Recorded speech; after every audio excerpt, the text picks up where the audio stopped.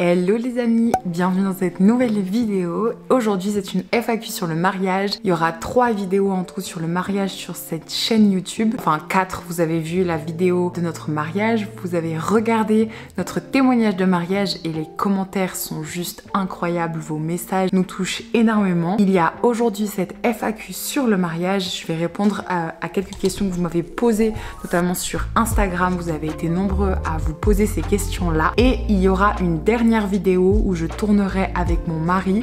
On va vous expliquer les étapes par lesquelles on est passé, que ça soit des pré-fiançailles aux fiançailles et au mariage, les règles qu'on s'est fixées et toutes les étapes qu'on a respectées pour honorer Dieu, honorer notre famille et être en accord avec notre église locale. Mais aujourd'hui c'est une FAQ, on passe tout de suite à vos questions.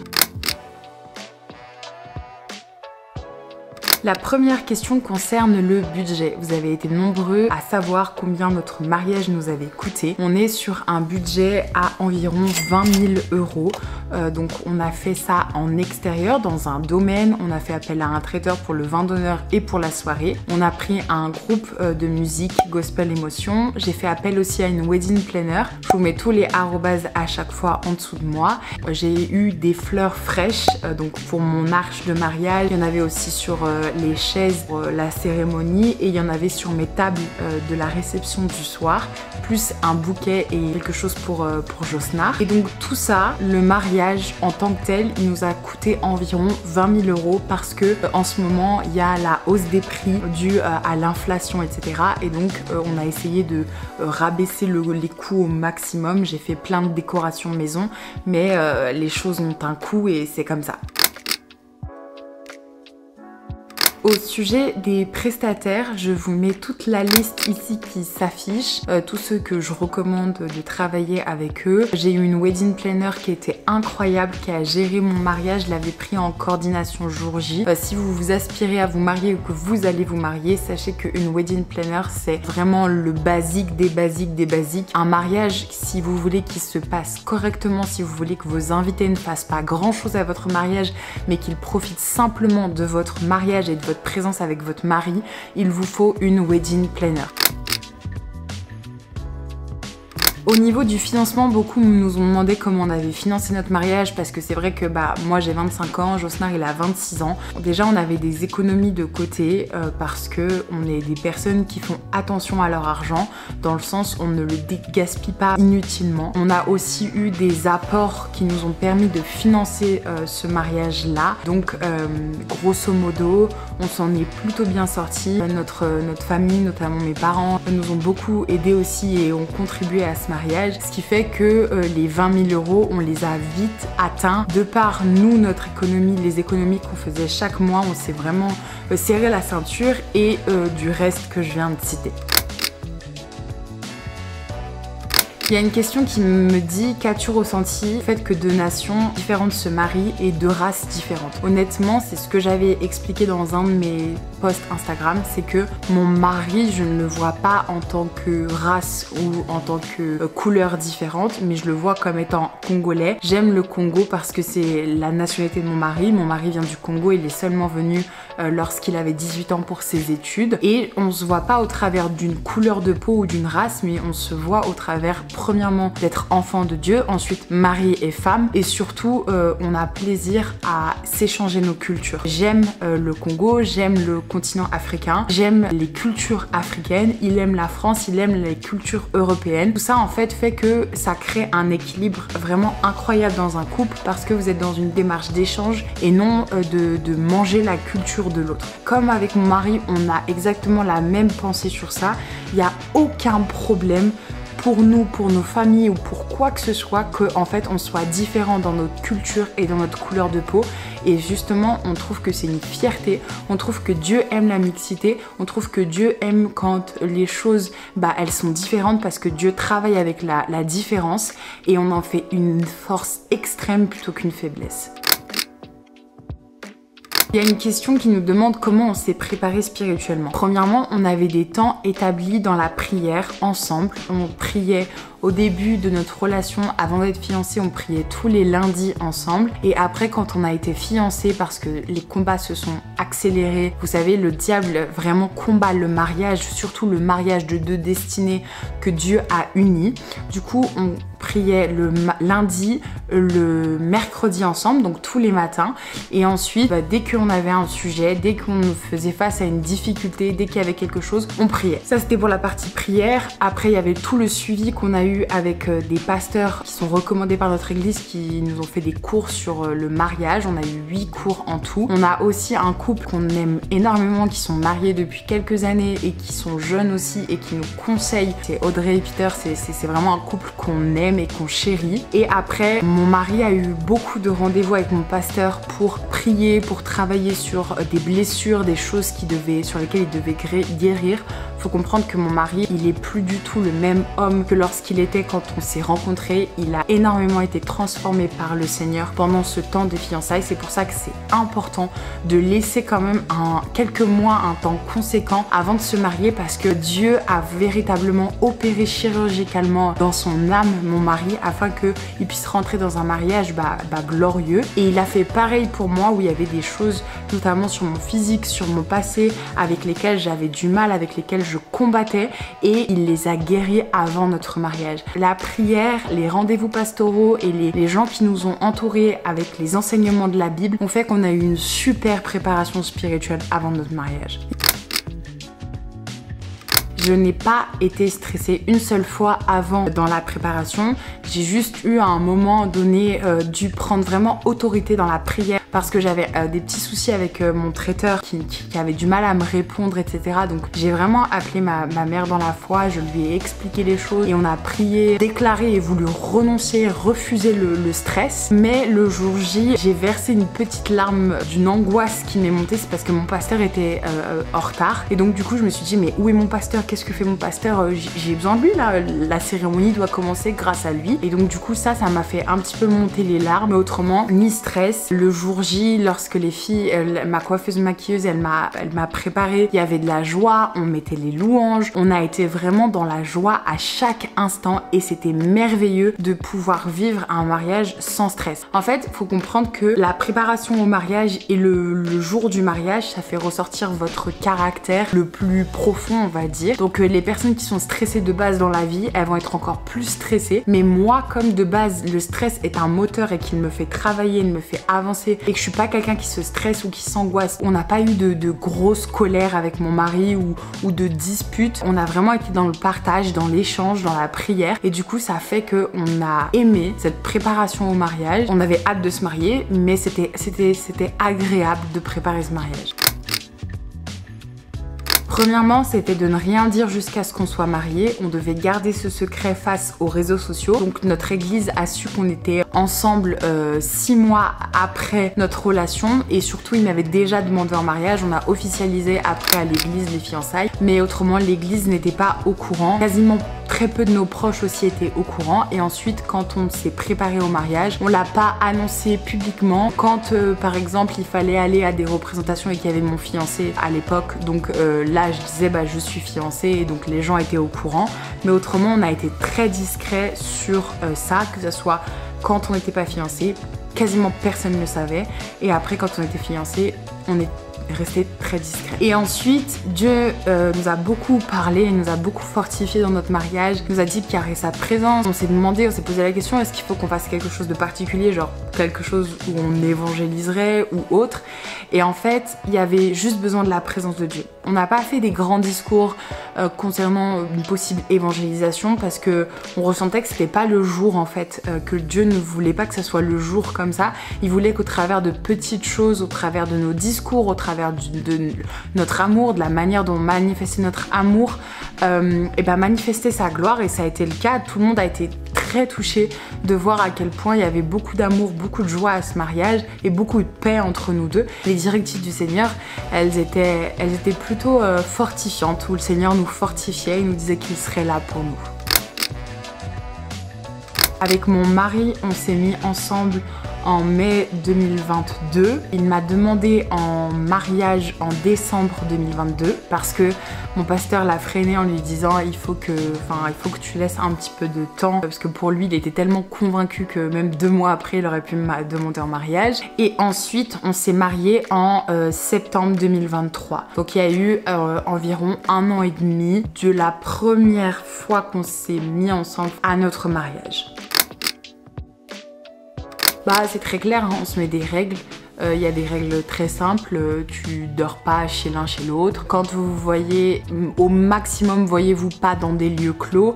Si vous devez vous voir dans des lieux clos, bah il y a des règles. Nous, ce qu'on aimait faire, c'était que on savait qu'on voulait pas tomber et que bah on est très attirés l'un envers l'autre. On faisait des comptes rendus à notre pasteur où on disait voilà, on s'est vu, ça s'est bien passé, il y a rien eu de spécial. Rien que l'idée de se dire il fallait aller se confesser autrement et donc potentiellement, enfin avoir la culpabilité d'avoir déçu ou autre ne nous donnait pas envie de faire des choses quoi, et nous permettait de tenir. Pendant les 4 premiers mois qu'on a été ensemble avec mon mari, on ne s'est pas embrassé. On a refusé de faire ça. En fait, on a laissé 4 mois et demi sans s'embrasser. Ensuite, on s'est embrassé et puis plus le mariage arrivait, plus ça devenait difficile de tenir. En fait, t'as tes limites qui se cassent parce que tu te dis bah dans 1 mois je suis mariée et donc du coup bah dans ta tête c'est compliqué. Mais on voulait tellement pas pécher contre le Seigneur, on voulait tellement être en règle que du coup dans un temps de la fin, avant notre mariage, on a décidé de ne plus s'embrasser. Donc on n'est pas resté trop longtemps à s'embrasser. Ça aide énormément parce que le fait d'embrasser quelqu'un te fait monter le désir. Et puis on avait vraiment cette constance dans la prière de dire Seigneur, on veut pas t'exclure de ça, tu vois, on va se marier et on a du désir l'un pour l'autre, mais on ne veut pas tomber, on veut pas être dans ce schéma-là, donc aide-nous Seigneur. Concernant le choix du jour, c'est une question aussi qu'on m'a posée. À la base, on avait prié et on s'avait dit qu'on allait se marier en 2024 avec mon mari. On avait eu une connexion dans le spirituel sur ça. J'en avais parlé à mon pasteur et qui m'avait dit tu sais Noémie, Dieu n'est pas prisonnier du temps. Ça veut dire que peut-être que là il vous a montré en fait que vous étiez connectés spirituellement, que vous pouviez avoir la même date, mais en fonction de votre évolution, de vos blessures qui sont réparées, de comment ça se passe, Dieu peut raccourcir ou que ça fasse plus long. Dieu peut raccourcir ou que ça fasse plus long. Et donc nous on a reprié après. On s'était dit qu'on se marierait en fin 2023. Le domaine qu'on a choisi, il lui restait une seule date pour septembre, c'était le 30 septembre. On a dit ok, on prend le 30 septembre. Le vidéaste et photographe qu'on voulait, il avait booké toute sa saison. Donc on s'était dit bah c'est fini, on n'aura plus d'autres dates quoi. Et en fait quand on lui a dit écoute, on peut pas signer pour toi en octobre, mais on a la date de notre domaine et c'est le 30 septembre, et bah il a dit vous avez de la chance parce que c'est la seule date qui me reste. C'était Dieu, on voulait des magnifiques photos, on voulait un magnifique film de mariage et on sentait vraiment que c'était cette personne. En fait mon mari il insistait énormément pour ça. Et finalement, c'est comme ça qu'on s'est dit Dieu est dans le 30 septembre en fait. Au niveau de la playlist de musique, beaucoup nous ont demandé si on a fait un mix, etc. Oui, on a mis des musiques chrétiennes et des musiques non chrétiennes puisque nos familles ne sont pas converties. Par contre, on avait une liste d'interdits dans lesquels on a mis des personnalités, des chanteurs connus qu'on ne voulait absolument pas qu'ils le passent parce qu'ils ne sont pas en accord avec nos valeurs, parce qu'on sait qu'ils traînent dans des choses sataniques et qu'on ne voulait pas promouvoir ça.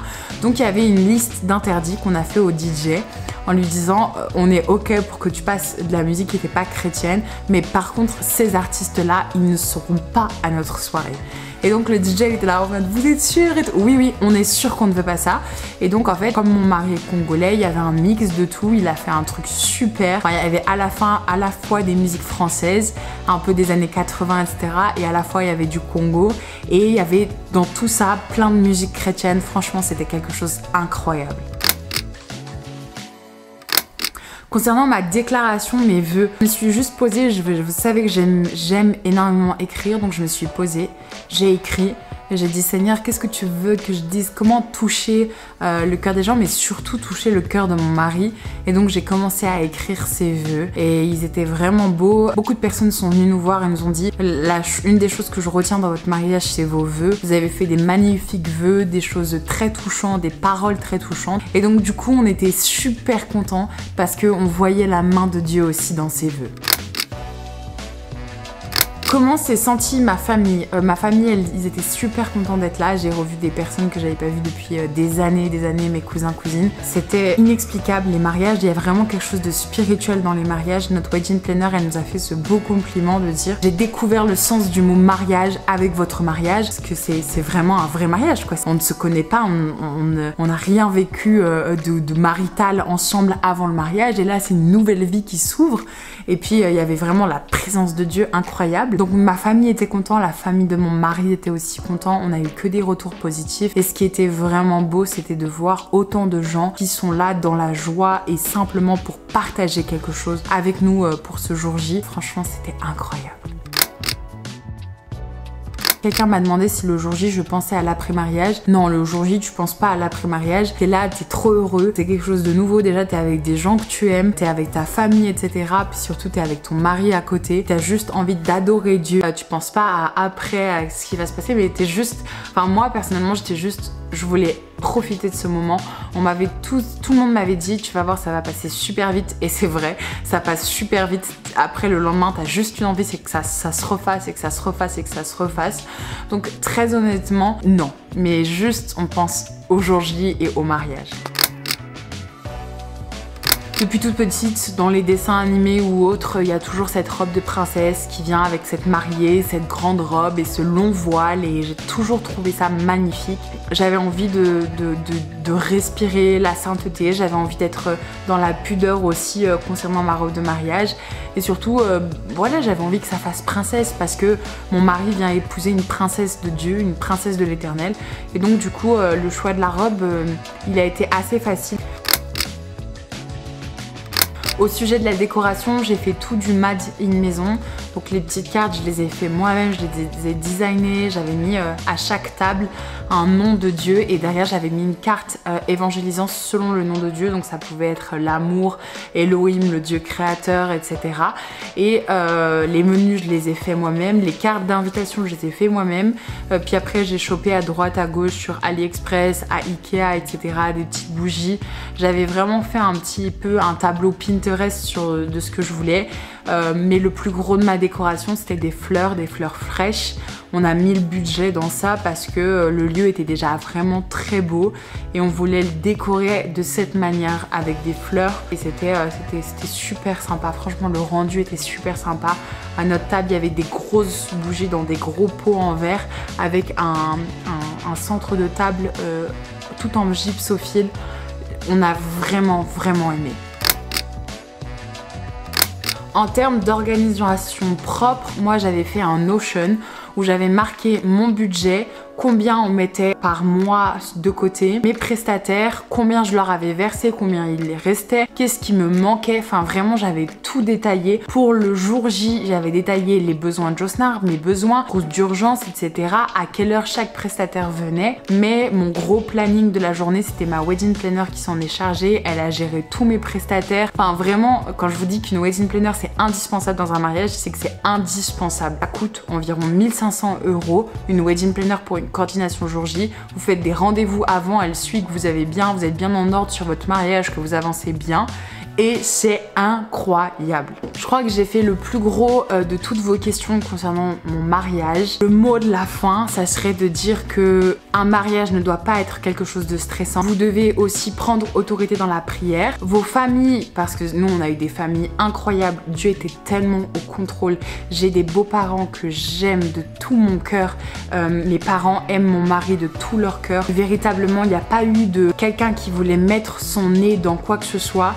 Pour le mix de la culture, on a fait de la nourriture française et de la nourriture congolaise, comme ça chacun était représenté. Le soir, on a eu des tenues traditionnelles pour représenter le Congo, pour représenter le continent africain, et en même temps on avait ce truc hyper français dans notre mariage. Je crois que quand Dieu est au centre d'un mariage, il y a vraiment quelque chose qui change. C'est différent, c'est pas comparable avec ce qu'on peut avoir connu ou ce qu'on pense d'un mariage.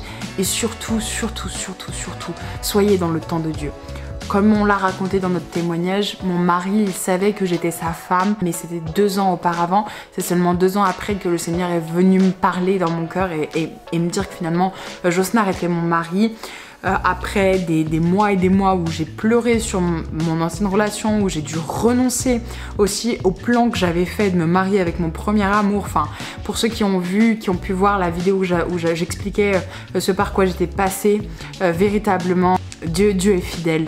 Dieu est fidèle et Dieu sera fidèle dans votre mariage. Il ne faut pas précipiter le temps de Dieu parce que c'est en précipitant le temps de Dieu qu'on vit des mariages compliqués. C'est important toute la préparation spirituelle aussi avant, et surtout ne jouez pas avec le feu. Si vous-même vous êtes en train d'aller vous marier, prenez des temps où vous ne parlez pas de mariage, prenez des temps d'intimité intentionnelle où vous demandez à l'autre comment il va, comment il se sent. Prenez des temps pour aller chercher au plus profond ce que vous avez besoin de travailler dans votre âme, dans votre esprit, dans le spirituel, et Dieu sera au rendez-vous dans votre mariage. Je prie véritablement au nom de Jésus que vous puissiez recevoir cette grâce et cette faveur. J'espère que ma vidéo, elle a répondu à quelques-unes de vos questions. Véritablement, que le Seigneur vous bénisse, que le Seigneur vous encourage.